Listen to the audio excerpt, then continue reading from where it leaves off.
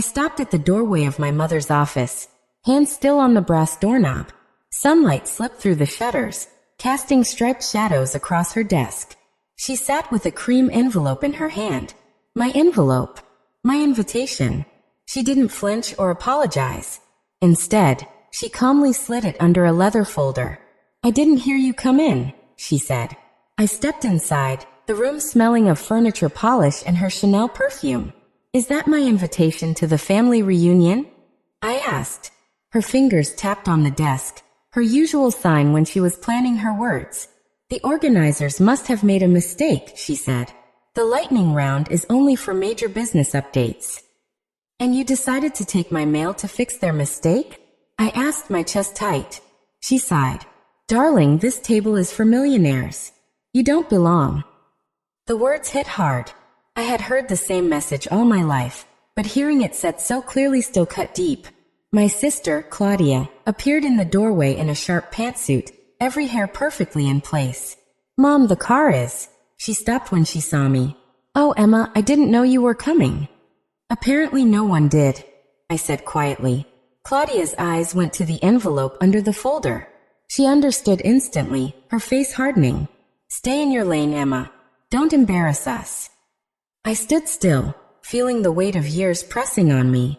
The side tables at holidays, the dismissive introductions, my father patting my head when I announced my fellowship instead of joining the family company.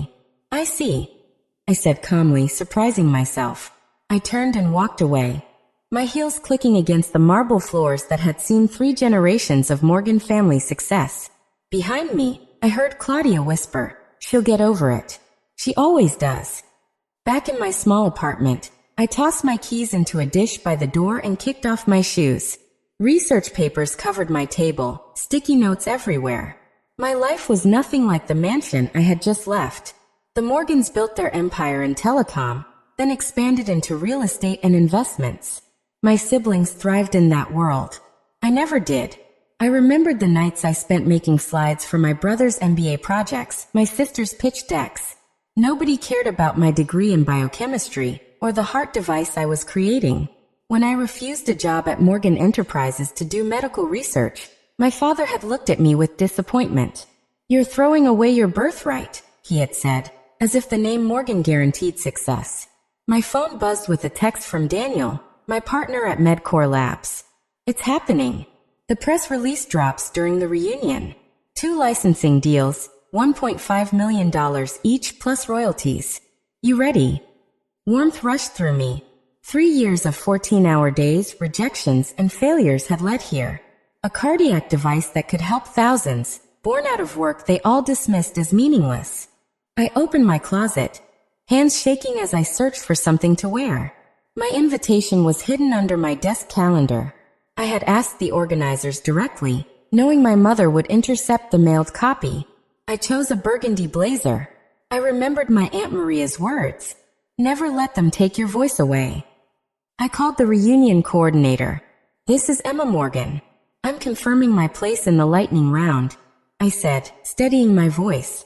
A week later, I stood outside the ballroom doors at the Westbrook Hotel. Through the glass, I saw my family. Claudia laughing with our cousin Richard. My father shaking hands with an investor. My mother drifting elegantly with a glass of champagne. My chest tightened. It had been a year since I last came to one of these events. I whispered to myself, "Just breathe," smoothing my blazer. In my folder were copies of the press release set to go out in 90 minutes. The timing had to be perfect. I pushed open the door. The attendant looked startled. "Miss Morgan? We weren't sure you'd come." "I was invited," I said, sharper than I meant to. She searched for my badge. "I'm sorry, I don't see one for Emma Morgan." Her face showed her discomfort. "Let me check the speaking schedule." I followed her eyes to the printed agenda. On the agenda, where my name should have been, I saw Gregory Miller, Investment Opportunities in Emerging Markets. My brother-in-law, Claudia's husband. "There must be some mistake," I said, though both the attendant and I knew it wasn't. Across the room, I heard my father's voice. "Emma's work is academic. Nothing substantial." The words cut into me like a scalpel. Precise. Meant to dismiss me. Claudia caught my eye. For a second, guilt flickered on her face, but then she turned away, pulling her group of admirers with her. The attendant touched my arm. "Let me speak with the coordinator." She returned minutes later with a new badge and whispered, "Your slot has been restored. 7:20 p.m. I clipped the badge to my blazer. The victory felt small compared to the betrayal. "Emma." I turned to see Aunt Maria with open arms. Her hug smelled like her familiar perfume and comfort. "I knew you'd come." "They didn't think I would," I whispered. "Which is why you must," she said firmly. "Never let them write your story." Her eyes sparkled as she added, "I saved you a seat." As we walked, my cousin David, who runs a hospital system in Boston, stopped me. "Emma, I read your article in the Biomedical Journal. Your work could help rural hospitals a lot." Before I could reply, the family photographer interrupted. "Miss Morgan, can I get a photo of you with your sister?" Mother appeared, guiding him. "Just Claudia with her father. It's for the business succession story." But the photographer shook his head and instead lined me up with Aunt Maria. "I need all the Morgan women together," he said, winking slightly. At the main table, my Uncle William, my father's older brother who sold his shares years ago, waved me over. "This seat's for you, Emma, right here." I sat down, fully aware of Mother's tight lips as she watched me. The white tablecloth gleamed, crystal glasses sparkled. My fingers traced the heavy cardstock of my place card. Father took the microphone. "Welcome to the annual Morgan family gathering," he said proudly. "I'm honored to introduce Claudia, whose property firm has expanded to 3 states, and Gregory, whose hedge fund beat market projections by 18%. The silence where my name should have been felt heavier than the applause that followed. Claudia smirked behind her champagne glass. "To the Morgan business empire," Father toasted. Clapping filled the room. I joined half-heartedly. Uncle William patted my knee under the table. Later, Claudia brushed past me. "This room is for real millionaires. What are you going to present?" "Lab experiments." I didn't answer. Years of comments like that had already hardened me. Dinner began. My name was now on the agenda, added at the bottom in a mismatched font. I texted Daniel, "I'm ready. Let them hear it from me first." He replied instantly, "Press release goes live at 7:30. Show them real impact." I sat at the main table. Mother raised her eyebrows slightly, the only sign of her irritation. Father pretended not to see me. Aunt Maria squeezed my hand. "Remember what I told you when you were 10? She whispered.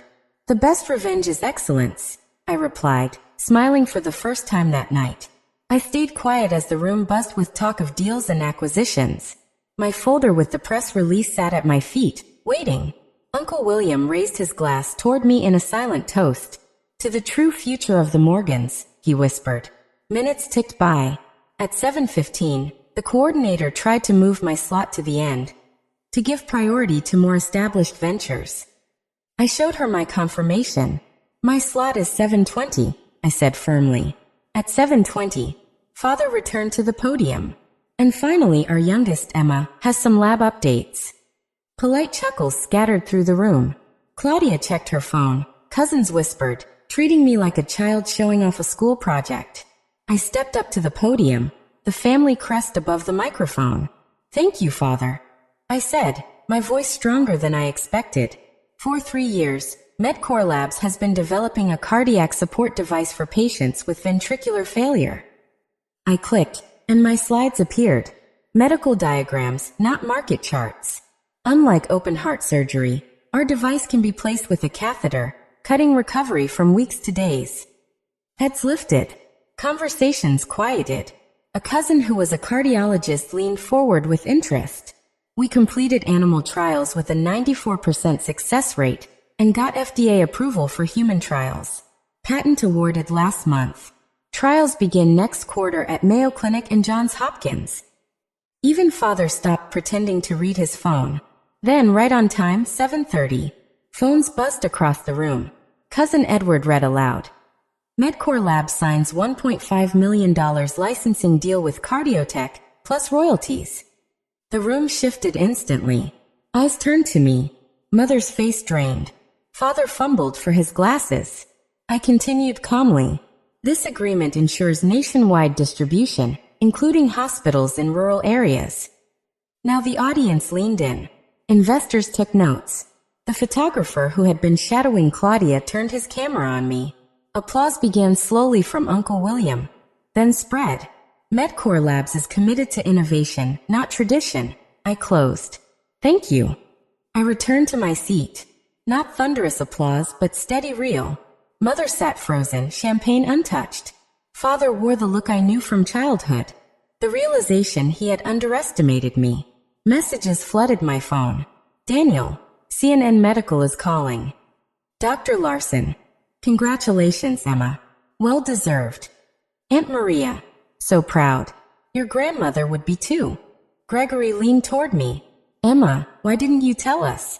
We could have handled the PR together. Before I could answer, a silver-haired woman approached. Elaine Donovan, one of the biggest investors in the room. Miss Morgan, I'd like to hear more about your device. Do you have a card? I handed her mine. Simple, white, with the Medcore Labs logo. She looked at Claudia and said, how wonderful to have this kind of innovation in the family. Claudia's smile froze. Soon more investors and administrators joined. Father tried to insert himself, but the technical questions left him lost. From across the room, I saw Mother clutching her pearls as her circle drifted away. Toward me. For the first time in 33 years, I wasn't the disappointment or the outsider. I was Emma Morgan, and I had earned my place. The business card in my hand wasn't just paper. It was proof. Proof I belonged. Your cardiac device could change post-surgery recovery, said Dr. Levinson, a second cousin I had barely spoken to before. I know colleagues at Massachusetts General who would be interested in clinical trials. I nodded, keeping my voice calm. We already built a strong testing protocol. In animal studies, our device reduced recovery complications by 94%. Behind Dr. Levinson, I noticed my father moving through the crowd, drink in hand. His third scotch of the night. His tie hung slightly loose, rare for his perfect appearance. Emma has always had a brilliant scientific mind, Father boomed, clapping my shoulder. I encouraged her from childhood. Remember that chemistry set, sweetheart? Yes, I remembered. The chemistry set he returned because it was too advanced for a girl. The microscope that vanished after I spent too much time on it. The science camp application he refused to sign because Morgans don't sleep in cabins. I shifted, moving his heavy hand off my shoulder. Mother appeared next, her perfume arriving before she spoke. Charles, come take a photo with Emma and me, she called to the photographer, wrapping an arm around my waist. This will be perfect for the family newsletter. The same newsletter that cropped me out last Christmas. The flash went off, capturing her fake pride. Her fingers pressed into my waist, a silent order to behave. Mrs. Morgan, would you mind stepping aside? Asked a woman in a suit. I'd like to speak with your daughter privately. Mother's smile stayed in place, but her eyes turned sharp. Perhaps later. Family first, business second. That's the Morgan way. Actually, I said, pulling away. I have time now. Shall we, Miss Winters? As I moved, Claudia appeared, blocking me. Emma, remember I gave you that idea for a cardiac monitor years ago, when you were stuck on the design? She never did. Actually, the concept came from my research on mitochondrial regeneration. I replied loudly, but I appreciate your interest now. Claudia's smile tightened. Across the room, Great-Uncle Walter lifted his glass. To Emma Morgan, the future of the Morgan legacy. The room quieted. Father downed his scotch. Mother's hand shook slightly as she touched her pearls. Their carefully built image of me as the failure was cracking. Aunt Maria appeared at my side grinning. Remember when Emma rewired the TV remote at 7, so it controlled her bedroom lights? We should have known then she'd outshine us all. Mother's smile froze. Father ordered another drink. Claudia retreated, furiously texting on her phone. As the night went on, I answered questions about FDA approvals and partnerships. I never mentioned how my parents refused to sign my grant applications, or how they kept their connections from me. My success existed despite them, not because of them. Emma, darling, Mother said later at the dessert table, her voice sweeter now. We should talk about your future in the family. Your success changes things. Yes, father added, suddenly supportive. I have contacts who could help you with investors. Claudia joined them, forming a new alliance. We should present a unified Morgan strategy, father said. The family brand could elevate your product. I took a bite of chocolate mousse, enjoying its bitterness. For years they told me I didn't belong at their table. Now they wanted seats at mine. I'll consider it, I said at last, placing my spoon down with a quiet clink. Their smiles showed they thought I agreed. They didn't realize I had built my own table. I didn't need theirs anymore.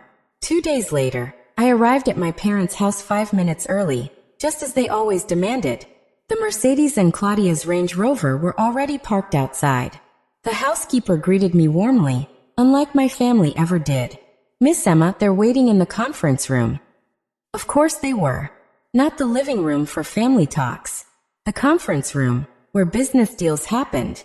Inside, they sat like judges. Father at the head of the table, mother to his right, Claudia to his left, a PowerPoint glowing behind them. Morgan Family Healthcare Initiative. Emma, father said, professional and cold. Right on time. I stayed standing. I hear you wanted to discuss my company. Father clicked the remote. Graphs filled the screen. We should bring your company under Morgan Enterprises as Med Morgan Labs. The market potential is huge. Darling, mother added, her pearls shining. This keeps success in the family where it belongs. Claudia slid a press release toward me. We'll present this as a Morgan division that's been in development for years. I didn't touch it. Instead, I opened my bag and pulled out a leather folder. Before we continue, I'd like to share some history. Father frowned. We don't have much time. Investors are waiting. This won't take long. I spread out printed emails. Here's your rejection of my funding request, Father. Here's your note, Mother, suggesting I find something more suitable. And here, Claudia, is your message telling others not to waste time on my hobby. The air in the room dropped cold. I added bank statements. This shows how I built Med Morgan Labs. Grants, loans, 16-hour workdays. No family money. Then legal papers. These show my company is independent of Morgan Enterprises. Father's face reddened. Fine. You've made your point. Now we're offering recognition. No, I said firmly. You're offering control of something I created without you. Mother whispered. We're your family. We deserve. You deserve nothing. I cut in. You had chances to support me. You chose to exclude me. Finally, I placed a USB drive on the table. This has recordings from holidays. Father mocking my fellowship. Claudia calling my work boring. I don't need this anymore. But I wanted you to see how I remember it. Father stared at the device like it might explode. The Morgan name means something, Mother said weakly. Yes, it does, I replied, gathering my papers. But I've proven it means something without you. I stood. Respect my independence or stay out of my life. That's your choice. For once, Father had no reply. I walked to the door. Funny, isn't it? I built a device to heal broken hearts. Meanwhile, I had to protect mine from the very people meant to guard it. The door clicked shut behind me. In my car, I exhaled, lighter than I had felt in years. My phone buzzed. James, how did it go? I started the engine. Exactly as expected. Exactly as needed. I drove away without looking back. 1 year later, sunlight filled the new Med Morgan Labs. Researchers worked on prototypes, focused and passionate. Dr. Morgan, the new pressure sensors arrived. Called Morgan, an engineer I recruited from community college. She held them up proudly. I smiled, still not used to hearing my name spoken with real respect. Perfect timing. I sat in my office that afternoon. A bright glass-walled space built for teamwork instead of isolation. On the wall hung a framed copy of our first patent next to photos of patients whose lives our device had saved. There were no family photos here. The empty walls felt like freedom. My phone buzzed with a text from Aunt Maria, who always checked on me. Proud of you every day, sweetheart, she wrote. Her support felt unconditional, unlike Mother's careful compliments that always connected back to the family image. I had learned the difference. Dr. James Weber, my business partner, came into my doorway holding 2 coffee mugs. "The Peterson Hospital chain wants to expand our contract," he said, setting my mug on the desk. "Your presentation last month to their cardiac unit sealed the deal." Our presentation. I corrected him as I took the coffee. This had always been a joint effort. The words felt important because they went against the Allen family way of thinking, where personal success always came before teamwork. My father still called sometimes, offering advice about how to use my position or the Allen name for more opportunities. He meant well, but he never really understood. Victoria had surprised me the most. Last month she came for a tour of our lab and asked thoughtful questions about our research. "I never really understood what drove you," she said as she smoothed her blazer. "Maybe I still don't, but it's impressive, Mercy. It really is." Some relatives stayed distant, still holding on to the old family hierarchy. I had accepted that. Tonight, we were celebrating FDA approval with a dinner for everyone who had helped us succeed, from custodians to investors. The tables were set in circles, not in ranks, and everyone sat at the main table. That was my rule because in my world, there was only the main table. My phone rang with Mother's ringtone. A year ago, I would have let it go to voicemail. Today, I picked up. "Mercy," her voice said, still crisp but softer around the edges. "I wanted to congratulate you before your dinner tonight." "Thank you," I replied, not rejecting or fully accepting the small olive branch. After we hung up, I stood at the window looking out over the research park where our scholarship winners would soon start their internships. These young scientists, many from unsupportive homes, deserved the chance I had almost lost. The setting sun threw my shadow long across the glass, touching both my present success and the past that had built my determination. My fingers rested on the prototype of our next device, a smaller version that would help even more people. "My name is Mercy Allen," I whispered to my reflection, "and I belong exactly where I've built my place."